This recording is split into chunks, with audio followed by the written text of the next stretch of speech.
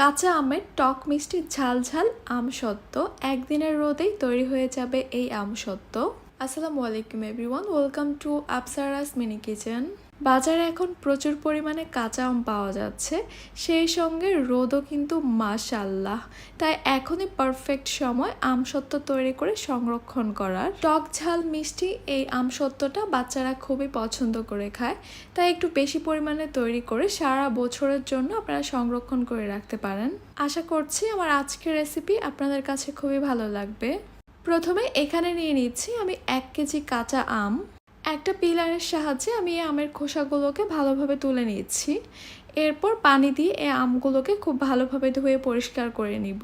আমগুলোকে ভালোভাবে ধুয়ে পরিষ্কার করে নেওয়ার পর এবার আমি এই আমগুলোকে কেটে নিব। প্রথমে মাঝখানে কেটে আমের যে বীজটা রয়েছে সেটাকে আমি বের করে নিব। এরপর আমগুলোকে আমি ছোট ছোট টুকরো করে কেটে নিব। এতে করে সিদ্ধ হতে খুব একটা বেশি সময় লাগবে না। কেটে নেওয়ার পর সবগুলো আমের টুকরো আমি একটা প্যানে দিয়ে দিচ্ছি। আমগুলো ভালোভাবে সিদ্ধ হওয়ার জন্য এখানে আমি পরিমাণ মতো পানি দিয়ে দিচ্ছি। পানির পরিমাণটা এভাবে দিতে হবে, আমগুলো সিদ্ধ হবে তবে পানিটা একদম শুকিয়ে যাবে না। কাঁচা আম সিদ্ধ হতে খুব একটা বেশি সময় না লাগলেও আমসত্ত্বর জন্য কিন্তু আমগুলোকে ভালোভাবে সিদ্ধ করে নিতে হবে। এমনভাবে সিদ্ধ করতে হবে যেন চাপ দিলে গলে যায়। আমি প্রায় 20 মিনিটের মতো আমগুলোকে সিদ্ধ করে নিয়েছি, আর দেখতেই পাচ্ছেন এখন কিন্তু ঠিক এরকম হয়েছে দেখতে। একটু খেয়াল করলেই দেখতে পারবেন আমের যে বড় টুকরোগুলো আছে ওগুলোকে চাপ দিলেই কিন্তু খুব সুন্দরভাবে গলে যাচ্ছে। তার মানে আমাদের এই আমগুলো কিন্তু ঠিকঠাকভাবে সিদ্ধ হয়েছে। এবার আমের এই মিশ্রণটাকে আমি চুলা থেকে নামিয়ে কিছুটা ঠান্ডা করে নিব।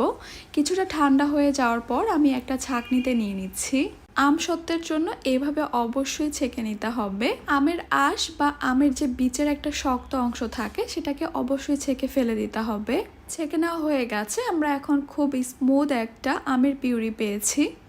এরপর আমের এই পিউরিটাকে আমি আবারও প্যানে নিয়ে নিচ্ছি। আর দেখতেই পাচ্ছেন এখানে কিন্তু বেশ ঘন একটা পিউরি তৈরি হয়েছে।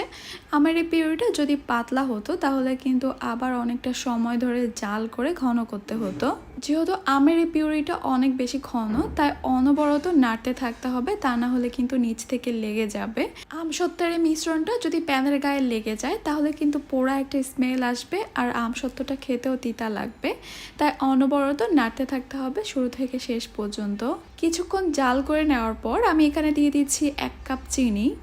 1 কাপ চিনিতে খুব একটা বেশি মিষ্টি হবে না, কারণ কাঁচা আম অনেক বেশি টক থাকে। এরপর অনবরত নেড়েচেড়ে আমি চিনিটাকে ভালোভাবে মিশিয়ে নিচ্ছি, চিনিটা ভালোভাবে গলে যাওয়া পর্যন্ত। আমি আবারও বলছি আমের এই মিশ্রণটা কিন্তু অনেক বেশি ঘন, তাই নাড়াচাড়া কোনোভাবে অফ করা যাবে না। শুরু থেকে শেষ পর্যন্ত অনবরত নাড়তে থাকতে হবে। কিছুক্ষণ জাল করে নেওয়ার পর চিনিটা ভালোভাবে গলে গেছে আর মিশ্রণটা কিন্তু ফুটে উঠেছে। ঠিক এই অবস্থায় আমি এখানে দিয়ে দিব 1 চা চামচ লবণ, দিয়ে দিচ্ছি 1/2 চা চামচ বিট লবণ, কালো গোলমরিচের গুঁড়া দিয়ে দিচ্ছি 1/4 টিস্পুন। এই সব কিছুকে আমি খুব ভালোভাবে একসঙ্গে মিশিয়ে নিচ্ছি। সব কিছু ভালোভাবে মিশিয়ে নেওয়া হয়ে গেলে এখানে আমি দিয়ে দিব 2 থেকে 3 ফোঁটার মতো গ্রিন ফুড কালার। আমসত্ত্বটা যদি এরকম একটু কাঁচা আমের মতো দেখতে হয় তাহলে অনেক লোভনীয় হয় দেখতে, এই জন্য এই কালারটা দেওয়া। এটা কিন্তু টোটালি অপশনাল, আপনারা চাইলে অবশ্যই স্কিপ করতে পারেন। আর ঝালের জন্য এখানে দিয়ে দিচ্ছি 1 চা চামচ চিলি ফ্লেক্স, আপনারা চাইলে লাল মরিচের গুঁড়াও দিতে পারেন। যেহেতু আমসত্ত্বটা টক ঝাল মিষ্টি তৈরি করব তাই এখানে ঝালটা দিয়েছি, আপনারা চাইলে বাদ দিতে পারেন ঝালটা। চিলি ফ্লেক্স দেওয়ার পরে খুব ভালোভাবে আবারও মিশিয়ে নিচ্ছি। আর আমসত্ত্ব তৈরি করার জন্য কিন্তু আমের এই মিশ্রণটা এখন তৈরি হয়ে গেছে। আমি চুলা থেকে নামিয়ে এই মিশ্রণটাকে কিছুটা ঠান্ডা করে নিব। আমসত্ত্ব রোদে দেওয়ার জন্য আমি একটা স্টিলের ট্রে নিয়ে নিয়েছি, এর মধ্যে আমি কিছুটা তেল ব্রাশ করে দিচ্ছি। এরপর আমের মিশ্রণটা এখানে নিয়ে নিচ্ছি।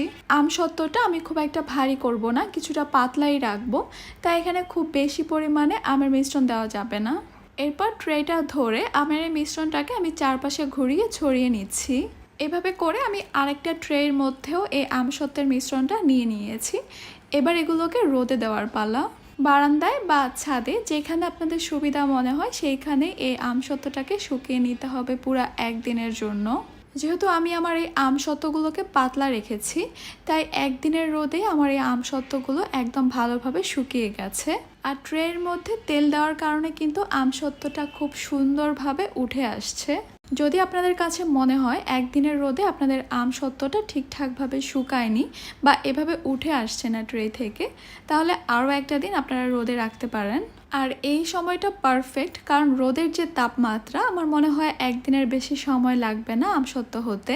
আমসত্ত্বগুলোকে আমি এরকম চিকন করে কেটে নিয়েছি। আপনারা চাইলে আরও চিকন করে কেটে ম্যাঙ্গো বারের মতো সংরক্ষণ করতে পারেন। এভাবে যদি একটা এয়ারটাইট বক্সে নিয়ে নর্মাল ফ্রিজে রেখে দেন, তাহলে কিন্তু 1 বছরের মতো আপনারা এই আমসত্ত্বটাকে খেতে পারবেন। আর দেখতেই পাচ্ছেন আমসত্ত্বগুলো কতটা লোভনীয় হয়েছে। আমার দেখেই কিন্তু এখনই মুখে পানি চলে আসছে।